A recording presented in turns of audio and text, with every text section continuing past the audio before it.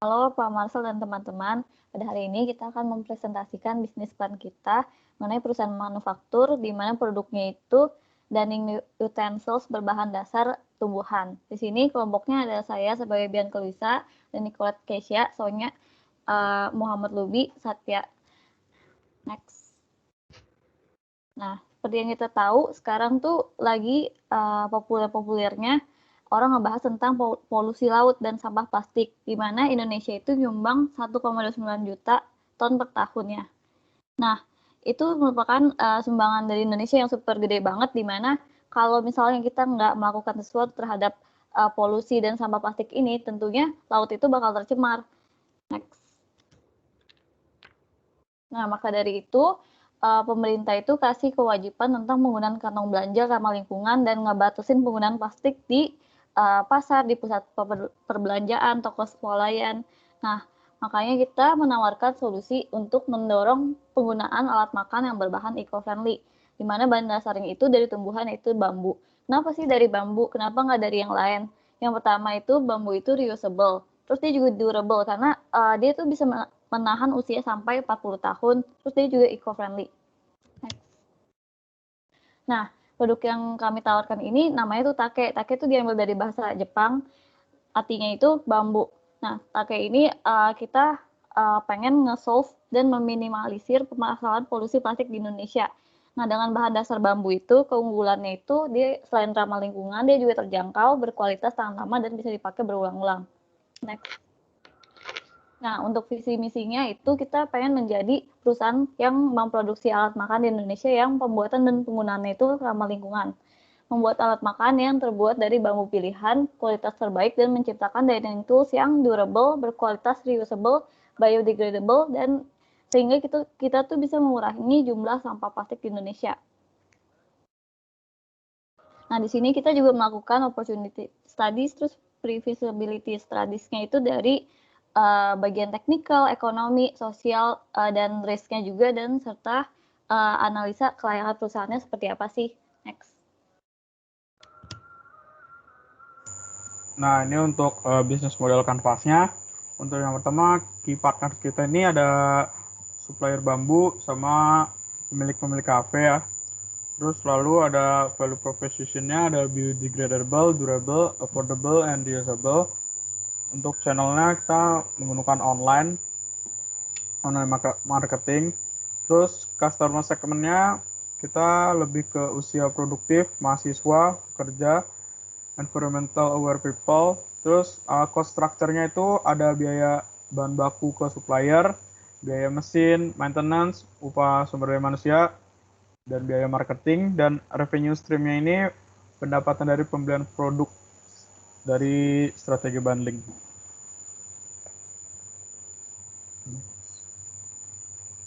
Nah, ini untuk value proposition-nya, kita menyediakan alat makan yang ramah lingkungan, terjangkau, berkualitas, tahan lama, dan dapat digunakan berulang-ulang.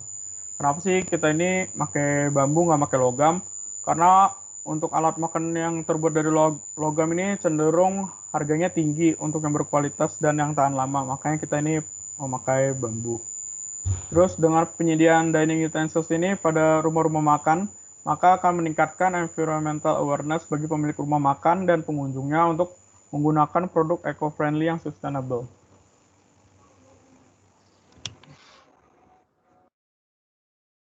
Oke, selanjutnya dari market dan marketing aspeknya. Yang pertama itu segmentasinya itu kita pengen menuju kepada masyarakat yang berada di perkotaan, di mana hidupnya itu mobile, kayak dari pelajar sampai pekerja di usia 15-40 tahun, atau di industri rumah makan. Jadi kayak kita pengen menciptakan dining tools yang bisa dibawa kemana-mana. Lalu untuk market strateginya itu kita pengen menciptakan visual sosial media yang menarik, terus packagingnya juga aman, new packaging atau redesign terus kita nge-rebrand juga, dan kita melakukan trend analysis. Kenapa trend analysis? Supaya kita tuh tahu kira-kira minat customer tuh lagi ke arah mana sih. Terus kita juga melakukan R&D dan kolaborasi dengan brand-brand lain. Terus kita juga nggak menutup dari perkembangan produk supaya kita bisa tahu nih kira-kira fungsionalitas yang customer pengen tuh kayak gimana. Terus untuk marketing objektifnya itu dengan meningkatkan brand awareness, mendapat review positif dari produk, terus juga menciptakan social media engagement dengan customer. Terus kita juga mengerucutkan marketing konsep kita, itu fokusnya lebih ke arah estetik dan price oriented. Kenapa nggak di bidang teknologi? Karena kalau alat makan itu kita mungkin nggak menggunakan teknologi terlalu banyak atau kayak gimana, tapi lebih ke gimana supaya alat makan itu dipakai oleh customer keluar pada saat mereka melakukan makan di restoran. Next. Oke, ini ada kita melakukan research juga tentang statistik berapa banyak sih jumlah penduduk DKI dan juga berapa banyak yang ada di Bekasi. Karena lokasi kita itu di Bekasi dan tujuannya juga nge-reach customer yang ada di Jakarta. Selanjutnya. Nah, ini lalu di bagian marketing mix-nya. Produk kita itu dari alat makan berbahan dasar bambu yang bisa dipakai berulang kali. Nah, terus jadi produknya itu terdiversifikasi. Terus price-nya itu kita pengen supaya harganya itu terjangkau dan bisa bersaing sama perusahaan yang produksi bahan dasar lain. Terus promosinya itu bisa dari mouth to mouth, dari online advertising, terus dari giveaway juga, endorsement, bazar. Terus kita juga melakukan penawaran bentuknya tuh bundling ke rumah makan atau kafe. Jadi mereka itu bisa membeli alat makan kita dengan jumlah yang banyak atau grocery itu dengan harga yang lebih terjangkau. Terus untuk place-nya itu pada dasarnya kita tuh nggak punya toko fisik, tapi kita cuma punya pusat produksi sama headquarter-nya doang. Nah, terus untuk penjualan itu melalui online platform kayak Shopee dan website. Kenapa lewat online? Soalnya sekarang itu orang-orang lebih prefer untuk membeli secara online karena lebih praktis juga. Nah, selain itu kita juga ngejual produk lewat yang cara tadi, misalnya lewat rumah-rumah makan atau kafe. Next. Nah, ini untuk marketing timeline-nya. Bisa dilihat selama bertahun-tahun itu kita bakal terus melakukan social media konten dan kita bakal update terus nih di website dan juga melakukan update-update dari performance website-nya supaya customer bisa menggunakan website dengan baik. Terus kita juga ngelakuin endorsement, giveaway, sama big sale. Terus kita juga nge-rebrand, new packaging, terus melakukan pengembangan produk terus supaya customer itu semakin banyak yang aware terhadap brandnya dan juga banyak yang tertarik untuk membeli. Terus produk market relation-nya itu pada dasarnya karena kita punya target pasar yang baru, tentunya produknya juga baru, jadi kita pakai strategi diversifikasi. Nah, terus kenapa kita nggak nitip jual atau distribusinya itu banyak tangan sih? Nah, tujuannya itu biar meminimalisir pengeluaran biaya. Jadi dari penjualannya itu dari langsung ke kita, ke tangan konsumen. Next. Nah, selanjutnya itu untuk SWOT analysis. Strength-nya itu kita pengen menawarkan produk yang ramah lingkungan, terus mementingkan aspek estetiknya juga. Terus harganya itu juga ekonomis. Nah, kesempatannya itu kita ngebawa tren yang di mana sekarang itu kita semua tuh lagi bawa peralatan pribadi akibat dampak COVID dan juga kebijakan dari pemerintah yang melarang penggunaan plastik. Terus produknya itu juga eco-friendly. Dan juga belum banyak sih kompetitor yang bikin dining tools dari bahan ini, jadi kayak termasuk unik. Terus ada juga tren yang dimana tuh sekarang orang-orang lagi kayak zamannya lifestyle-nya tuh lebih ke mementingkan sustainability dari lingkungan. Abis itu weakness-nya itu karena masih di tahap planning, jadi kita belum punya customer atau konsumen tetap. Terus mungkin hambatannya atau ancamannya itu bisa juga banyak kompetitor nih di ke depan yang memiliki idea yang sama. Next. Nah, ini untuk headquarter dan production area layout kita yang lokasinya berada di Bekasi. Di lantai produksi ada ruang divisi pembelian dan keuangan, ruang divisi pemasaran, ruang divisi produksi. Next. Nah, ini untuk technical and production-nya pada operasional. Supplier kita itu tadi udah disebutkan supplier bambu ya. Lokasi yang ada di Bekasi. Value delivery chain-nya itu dari supplier, company, distribution, and marketing lalu ke customer. Untuk value proposition-nya udah jelaskan juga tadi, biodegradable, durable, affordable, and reusable. Organization-nya itu functional orientation. Terus untuk informasi, restoran data, cash flow, dan trend analisis. Dan untuk manajemen sistemnya, kita dropship contract, standar prosedur, company policy, and planning. Next. Sebelumnya saya Satya ingin izin ke Pak Marcel karena tidak bisa on cam dikarenakan kamera laptop tidak berfungsi. Ya, selanjutnya saya akan menjelaskan waste management, yaitu waste utamanya itu bambu yang akan dibuat menjadi serbuk dan potongan bambu, lalu dikumpulkan dan dimasukkan ke dalam wadah. Selanjutnya hasil tersebut dituangkan cairan dekomposer untuk mengubah bambu sisa menjadi pupuk organik yang ramah lingkungan. Untuk waste lainnya, itu hasil packaging atau sisa kertas yang dikumpulkan dan diolah kembali menjadi kertas daur ulang, menjadi thank you card untuk setiap pembelian produk kami. Selanjutnya, teknologi itu kuantitas mesin mengalami pertambahan tiap tahun atau disesuaikan dengan penambahan pekerja. Selanjutnya, technical and production. Itu ada kualitas produk berbahan dasar bambu untuk menarik konsumen dari segi estetika. Pembuatan customizable engraving. Lalu raw material produk adalah bambu. Lalu supply program, supplier bambu di daerah Jawa Barat dekat dengan market. Pemesanan supply sebulan sekali untuk menghemat biaya pengiriman bahan baku. Nah, selanjutnya untuk financial aspeknya itu anggaran awal kita itu awalnya ada biaya marketing, operasional, mesin dan tools, packaging, bahan baku, human resource, dan overtime. Terus di sini untuk modal awal kita itu sebenarnya 500 juta rupiah, tapi kita memutuskan untuk menggunakan 300 jutanya itu dari modal pribadi kita. Jadi pinjaman kita ke bank BSCA dengan suku bunga 9% itu sebanyak 200 juta. Lama pinjamannya itu 3 tahun dengan cicilan bulanan 7,4 sekian, cicilan per tahunnya 89 juta sekian, dan bunga utang per bulannya itu 150.000. Jadi berdasarkan perhitungan telah kita lakukan, untuk hasil net present value-nya itu 1 miliar sekian yang dikatakan layak secara ekonomis karena pada tahun ketiga menghasilkan keuntungan untuk menutupi modal awal. Untuk future value-nya itu 259 juta dan juga payback period yang diperoleh itu 1,3 tahun dan dinyatakan layak karena lebih kecil daripada pinjaman selama 3 tahun. Terus next itu ada IRR-nya yang kita peroleh itu 30,60%, yang lebih besar daripada suku bunga pinjaman BCA yaitu 9%. Terus ini pricing strategi kita dilakukan berdasarkan perhitungan cost of material, cost of labor, overhead price, dan desired profit-nya.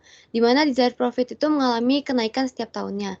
Jadi untuk tahun-tahunnya itu tahun 2022 kita harga price produknya itu 100.000 dan selanjutnya mengalami peningkatan tapi maksimal itu hanya 155.000 pada tahun 2032. Next itu ada local sales. Jadi asumsi perhitungan kami itu penjualan akan naik setiap tahun berdasarkan pelebaran market. Nah, ini untuk price-nya dan ini revenue-nya untuk sampai tahun ke 2032.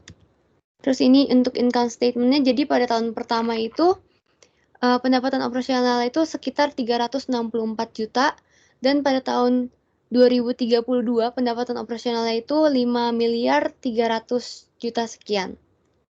Terus next-nya itu kita ada goal sendiri untuk finance-nya itu melakukan IPO sebelum tahun 2030.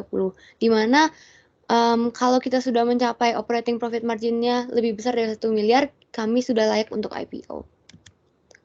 Terus ini untuk cash flow statement-nya itu pada tahun pertama cash yang kami miliki itu akan 22 juta dan pada tahun 2027 akan menjadi 13 juta sekian.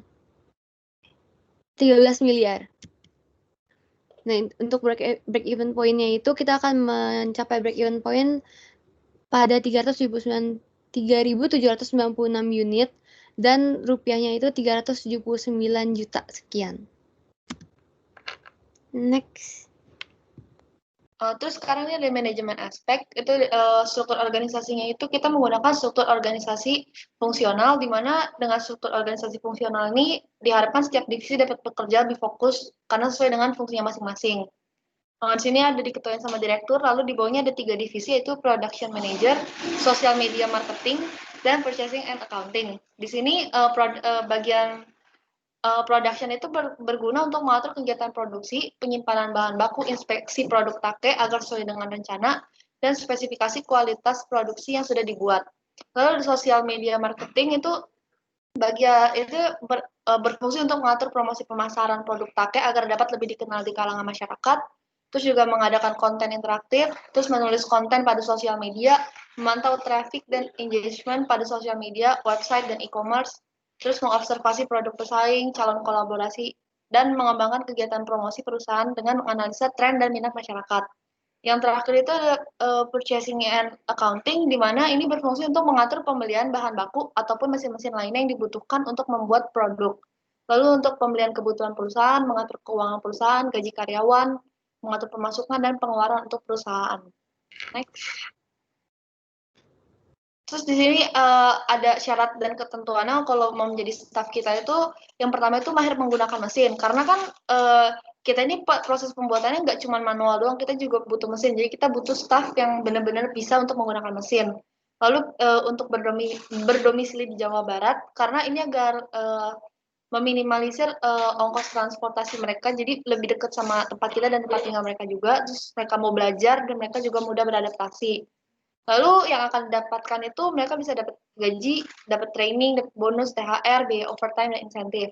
Lalu training ini tuh jadi itu untuk pekerja yang menangani inspeksi bahan baku, operasi mesin, dan pengepakan tuh akan dikasih training dulu supaya kualitas produk yang akan kita mau tuh dapat sesuai dengan target dan hasilnya sesuai standar. Terus ada paduan operasionalnya itu atau SOP supaya pekerja dapat mengoperasikan mesin dengan benar dan pengerjaannya dengan langkah yang tepat. Next. Nah, ini ada timeline-nya itu. Jadi kita dari awal 2020 itu, dari bulan Oktober sampai November itu kita ngelakuin business idea, opportunity studies, pre-feasibility studies, feasibility studies, dan lalu bulan November-Desember kita melakukan cost estimation. Lalu bulan Januari sampai Maret 2021 kita tuh ngelakuin analisa kelayakan perusahaannya. Habis itu baru dari April 2021 sampai Agustus 2021 kita ngelakuin rekrutmen pekerja. Habis itu nanti bulan September itu kita menentukan modal usaha kita tuh dari mana aja. Mau sesuai yang tadi udah dijelasin tuh kita ambil dari modal kita pribadi sama minjem bank. Lalu dari Oktober sampai Desember 2021 itu kita mulai pembelian mesin, dan nanti Januari 2022 kita mulai menjalankan bisnisnya.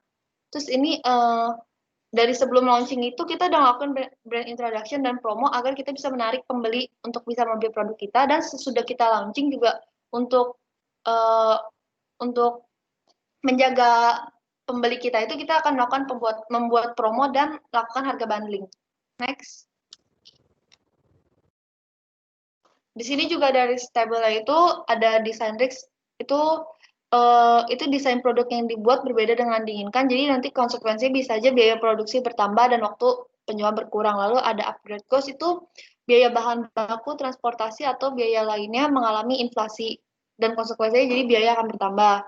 Terus ada maintenance risk, itu biaya untuk perawatan mesin yang digunakan, dan akan berakibat biaya bertambah waktu produksi berkurang. Lalu ada raw materials, itu bahan baku yang dibutuhkan kosong atau tidak memenuhi standar dan mengakibatkan pengurangan waktu produksi.